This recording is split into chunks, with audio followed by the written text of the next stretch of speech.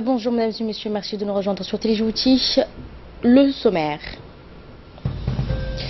Décentralisation à table ronde, le ministre Aramis expose le rapport d'activité 2016-2017. Et en nouvelle du monde, une manifestation anticapitaliste et anti-G20. Et nous commençons par cette délégation ministérielle du Somaliland en visite de travail à Djibouti conduite par le ministre des Affaires étrangères du gouvernement somalilandais, M. Saad Ali Chired, qui a été reçu hier par le ministre des Affaires étrangères, M. Mohamed Ali Youssouf. La délégation ministérielle conduite par Saad Ali Chired comprenait, outre le ministre des Affaires étrangères, le ministre du Commerce, le ministre de l'Éducation nationale, le ministre de la Jeunesse et des Sports, celui chargé des relations avec le Parlement. Au cours d'entretien, le chef de la diplomatie somalilandais a remercié son homologue djiboutien pour l'accueil et l'hospitalité réservée à lui-même et à sa délégation à Djibouti. Les discussions ont porté sur les voies et moyens de renforcer les relations d'amitié et de coopération entre Djibouti et Somaliland. À ce sujet, un accord cadre de coopération sera prochainement signé afin de formaliser les relations bilatérales entre les deux pays. Autre délégation, la délégation ministérielle somalilandaise est en tournée de visite de coopération à Djibouti. Terre d'accueil et d'échange a été reçue cet après-midi par le secrétaire d'État à la jeunesse et au sport, M. Hassan Mohamed Kamil, en présence de ses deux conseillers techniques. La délégation somalilandaise était composée du ministre de la jeunesse et des sports, Abdelrazak Wabri, du ministre de l'Éducation, Abdillahi Abenei, du ministre parlementaire, M. Ali Hamoud, du ministre ambassadeur, M. Hussein Kawali, ambassadeur somalilandais à Djibouti, M. Abdel Fattah Saoud Ahmed. La délégation a remercié le secrétaire d'État aux affaires d'État pour avoir organisé cette rencontre dont elle est très honorée. Aussi, le ministre somalilandais a tour à tour évoqué l'importance d'une importante coopération entre le secteur de l'éducation et celui de la jeunesse et des sports, qu'il fallait en ce sens sensibiliser les jeunes sur le pratique du sport pour le maintien de la bonne condition physique. Le ministre de la jeunesse somalilandais a également rappelé l'aide précieuse reçue du secrétaire d'État à l'époque où il était secrétaire général de la Fédération djiboutienne de football, qu'il le remerciait donc énormément, qu'il avait besoin d'une personne comme lui, soucieuse du bien-être de nos jeunes. Le secrétaire d'État s'est dit, quant à lui, très honoré de cette visite. Il fallait conjuguer les efforts entre le ministère en charge de la question jeunesse et des deux pays frères et amis, donc sont à Djibouti et le Somaliland. Pour consolider cette relation, il fallait signer un accord de partenariat. La jeunesse représentait l'avenir du pays et du monde en général, qu'elle devait recevoir toutes les actions qu'elle mérite conformément à la politique de son Excellence M. Al-Margheli. Le magazine de cette édition, à présent, le ministère délégué, ministère de l'Intérieur chargé de la décentralisation, exposé dans ce début du week-end son rapport d'activité au cours de cette année 2016-2017. Autour d'une table ronde qui a regroupé la commission interministérielle. Voici un reportage de Choukri Ali, de Ibrahim Tourab et Abdi Mohamed.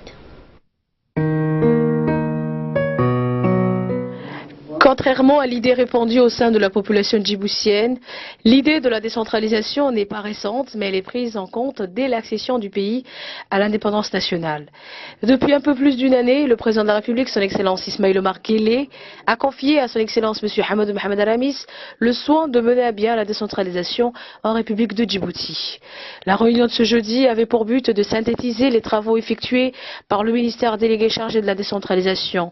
Elle portait sur 5 axes de travail qui compose le rapport d'activité émanant du ministère de la décentralisation, dont la présentation du ministère, à savoir son champ d'action et ses compétences, les réalisations ainsi que les difficultés auxquelles le ministère fait face, les perspectives à court et à moyen terme.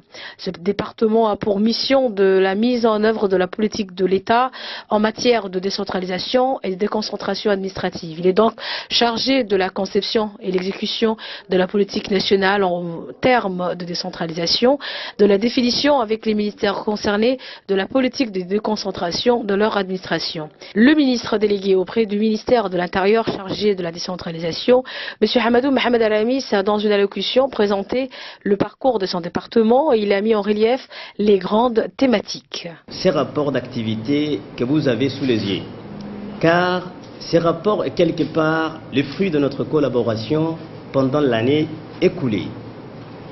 En effet, je n'oublie pas que les échanges qu'on a pu avoir ensemble sur la méthodologie ainsi que sur les grandes thématiques de la décentralisation ont nourri et enrichi les activités que le ministère a menées sur le terrain.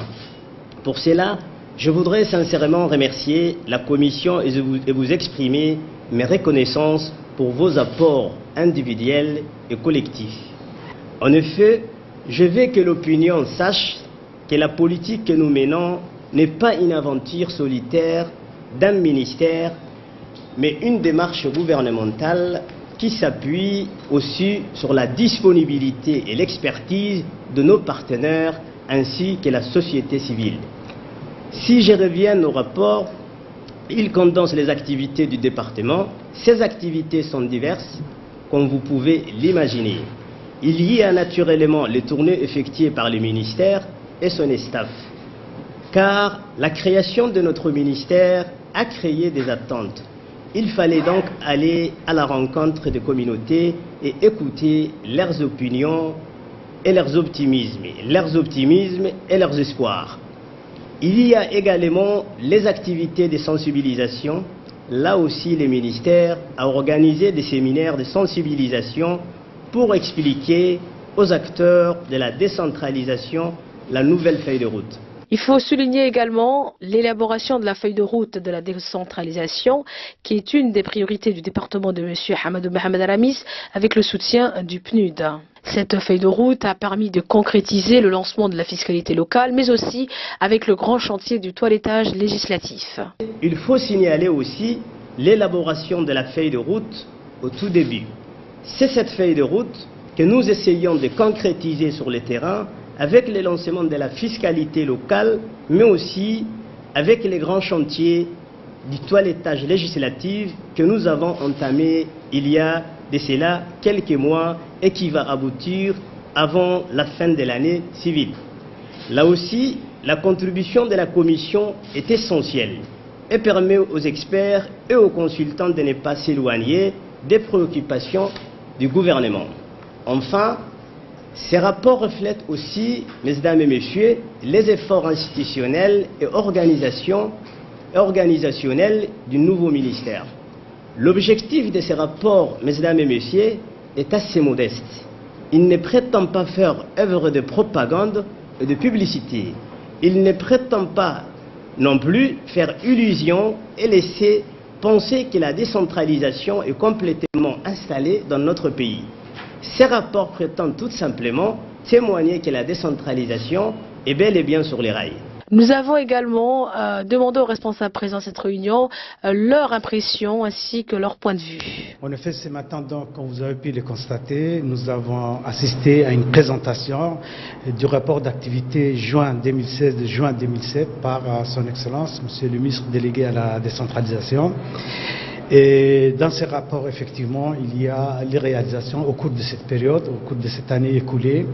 Et nous avons donc pu constater, comme par vous-même, que beaucoup de réalisations ont été menées, ont été réalisées. Et la décentralisation, donc depuis la création de ce département, eh bien, nous constatons qu'il y a eu beaucoup d'activités, beaucoup de réactions et beaucoup de réactivité par rapport aux attentes de son Excellence, le Président de la République, quand il a décidé de mettre en place ce département.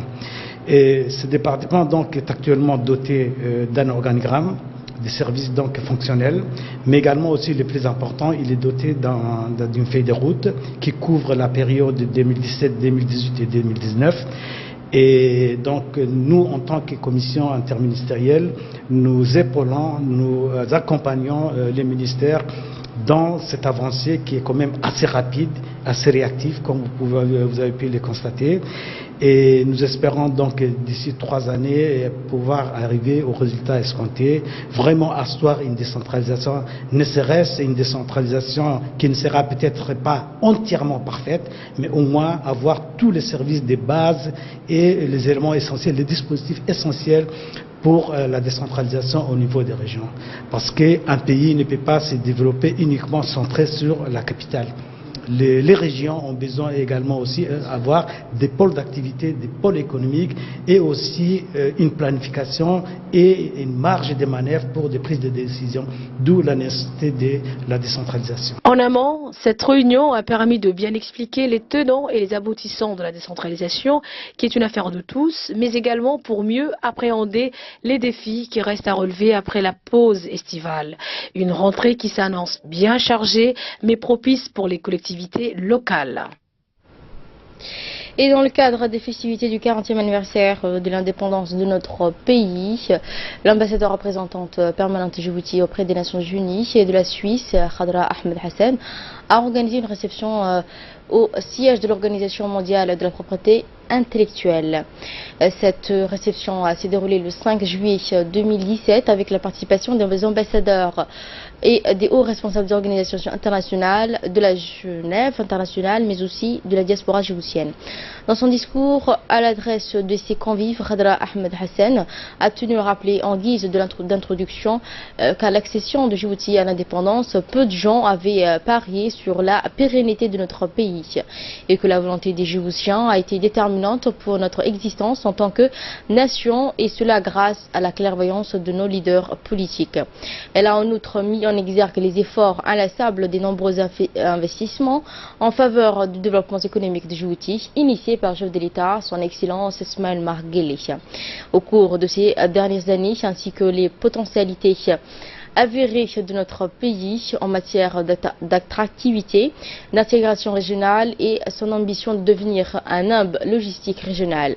Par ailleurs, Madame l'ambassadeur de Djibouti en Suisse a souligné le rôle constructif et responsable de notre diplomatie multilatérale qui assume fièrement sa part de responsabilité collective face aux menaces multiples telles que le terrorisme et l'extrémisme violent, la piraterie, le changement climatique, les crises humanitaires. Enfin, Madame l'ambassadeur s'est dit félicitée de l'excellence des relations bilatérales de Djibouti et de la Suisse, qui fut l'un des premiers pays à reconnaître que notre État, et ce le jour de son accession à l'indépendance le 26 juin 1977. En effet, les relations avec les pays hôtes ne cessent de se consolider, pour preuve la visite officielle en Suisse pour la première fois du président de l'Assemblée nationale de Djibouti, qui indique la volonté claire d'une coopération mutuelle bénéfique qui présage la raffermissement des relations bilatérales entre Djibouti et la Suisse. Enfin, c'est au rythme des chansons djiboutiennes, la projection de l'histoire ancienne et actuelle de Djibouti ainsi que de la culture et de la diversité et cette communauté que s'est déroulée la soirée de l'indépendance en Suisse. Et de là, nous passons à l'actualité hors de nos frontières, notamment en Allemagne. Manifestations anti-capitalisme et anti-G20 en Europe. Des affrontements ont éclaté jeudi soir entre plusieurs milliers de manifestants anti-G20 et la police d'Hambourg en Allemagne. Ces violences à la veille de la réunion ont fait 76 blessés légers parmi les forces de l'ordre et au moins 2 parmi les protestataires, selon un nouveau bilan donné vendredi par la police qui a interpellé 5 personnes. Des incidents se poursuivaient en divers endroits de ce port du nord de l'Allemagne vers 22h30, tandis que quelques milliers de personnes continuaient à défiler dans le calme, cette fois sous étroite surveillance des forces anti-émeutes. L'État policier fait tout ce qu'il peut pour nous priver de nos droits à manifester, a indiqué l'AFP, un militant d'extrême gauche présent sur les lieux, Georges Ismaël.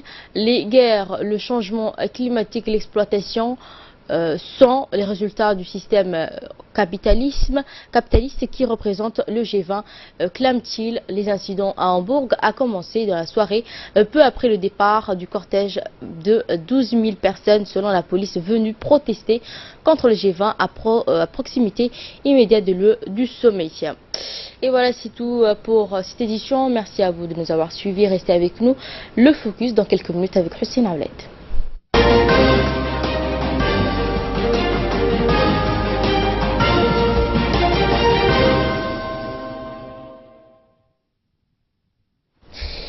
Le Qatar reste une menace pour la sécurité régionale selon Riyad et ses alliés. Oui, effectivement, le Qatar reste une menace pour la sécurité régionale, ont estimé vendredi l'Arabie Saoudite et ses alliés. Dans un communiqué en stigmatisant le refus de Doha de répondre positivement à leurs conditions pour mettre fin à la crise du Golfe. Le refus par le Qatar d'accepter les demandes de ses voisins reflète son intention de poursuivre sa politique qui vise à déstabiliser la sécurité régionale, précise le communiqué de l'agence de presse officielle saoudienne SPA.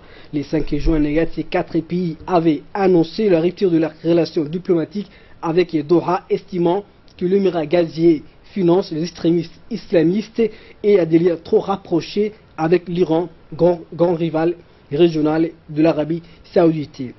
L'Arabie Saoudite avait aussitôt fermé sa frontière avec le Qatar, la seule frontière terrestre de l'émirat, et les 4 alliés avaient suspendu tous les vols entre leur pays et l'émirat. Pour mettre fin à ce bras de fer, Riyad et ses voisins avaient adressé au Qatar le 22 juin une liste de 13 demandes réclamant entre autres la fermeture d'une base militaire turque, la fermeture de la télévision Al Jazeera qu'il juge trop agressif et la réduction des relations entre Doha et l'Iran. Enfin, ils avaient alors souligné qu'ils lèveraient leurs sanctions contre le Qatar si ces conditions étaient acceptées par les dirigeants de l'Émirat. Merci Hussein pour ces éclaircissements, rappelant que le Qatar est dans les viseurs de au moins 8 pays. Voilà, c'est tout pour cette édition. Merci à vous de nous avoir suivis. Merci également de votre fidélité. Les infos continuent.